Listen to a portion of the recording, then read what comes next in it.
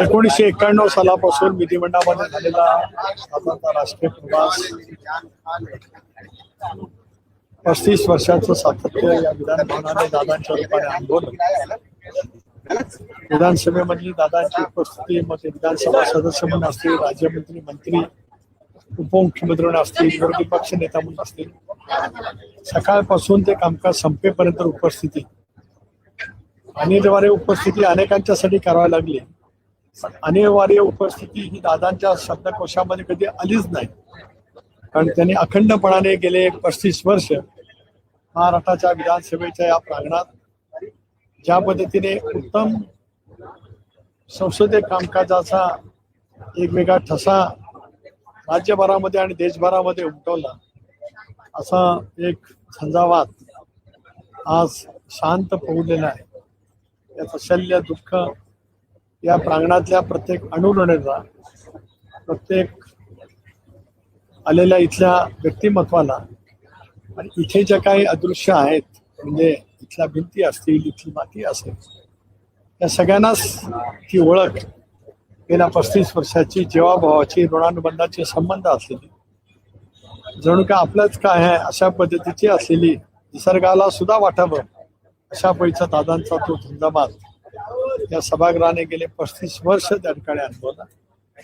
सभागृहातली त्यांची अभ्यासपूर्ण भाषणं, दीर्घकाळ मांडलेला, सर्वाधिक मांडलेला अर्थसंकल्प, राज्याच्या आर्थिक स्थितीच्या बाबतीमध्ये त्यांनी वेळोवेळी घेतलेली खबरदारी, त्याचबरोबर राज्याच्या हितासाठी घेतलेले निर्णय, त्याच्यासाठी दिलेला फार मोठ्यासाठी निधी, सर्व समाजासाठी, सर्व घटकांच्यासाठी त्यांनी घेतलेले निर्णय आणि निर्णय घेत असताना सभागृहातली त्यांची वेगवेगळी भाषणं, हे सुद्धा एक तऱ्हेचं ग्रंथ होऊ शकेल.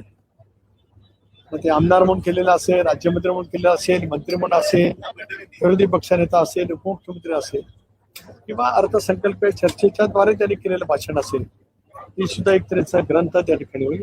हलकं फुलकं बोलणं, विनोद, एखाद्या विषयावरती तत्काळ आपलं मत त्या ठिकाणी व्यक्त करणं, विलक्षण पद्धतीची हातोटी दादांनी या विधानसभेच्या प्रांगणामध्ये दीर्घकाळ त्या ठिकाणी दाखवलेली आहे. त्यांचा सहकार्य म्हणून 95 ते 2014 पर्यंत विधानसभेचं सहकार्य म्हणून जी वाटचाल राहिली आणि 14 ते 18 या कालावधीमध्ये त्यांचा सहकार्य म्हणून विधान परिषदेतली माझी वाटचाल मी अनुभवली. नेता किती मोठा, दिलदार, किती मोठ्या मनाचा असू शकतो.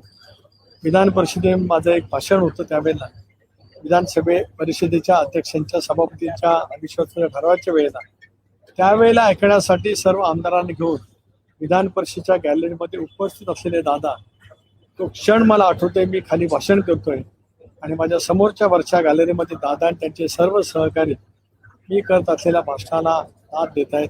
एक नेता आपल्या सहकार्याच्या वरती किती प्रेम करतो, व्यासंगी विचार आपला सहकारी करत असलेल्या, व्यक्त करत असलेल्या भावना ठामपणे त्याच्या पाठीमागे त्या पद्धतीने ते सतत उभे राहिले. आज सारंच काय आम्ही गमावलेलं आहे. मी व्यक्तिगत जीवनामध्ये खूप गमावलंय, या विधान भवनाच्या प्रांगणाने सुद्धा खूप गमावलंय, मंत्रालयाच्या इमारतीने खूप गमावलंय, प्रशासनाने सुद्धा गमावलंय आणि महाराष्ट्रातल्या 13 कोटी जनतेने सुद्धा आपल्या जवळचा, आपल्या कुटुंबातील एक व्यक्ती आज आपल्यातून गेलाय. ही हर प्रत्येकाच्या मनामध्ये दीर्घकाळ त्या ठिकाणी राहील. त्यांच्या विना विधानसभेच्या प्रांगणात प्रवेश हा आमच्या सर्वांच्यासाठी खूपच क्लेशकारक नक्कीच त्या ठिकाणी आहे. असंख्य अशा आठवणी आहेत या प्रांगणातल्या, की ज्या आठवणीच्या वरतीच पुढचं जीवन जगणं एवढंच माझ्या हातात.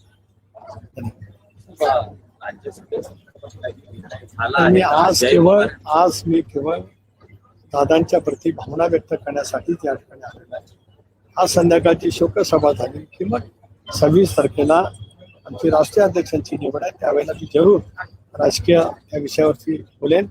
आजचा विषय माझा सीमित त्या प्रांगणामध्ये येणं, इथल्या मातीला स्पर्श करणं आणि दादांची आठवण हृदयामध्ये साठवणं, याच भावनेतून आज मी या प्रांगणामध्ये आलो. धन्यवाद.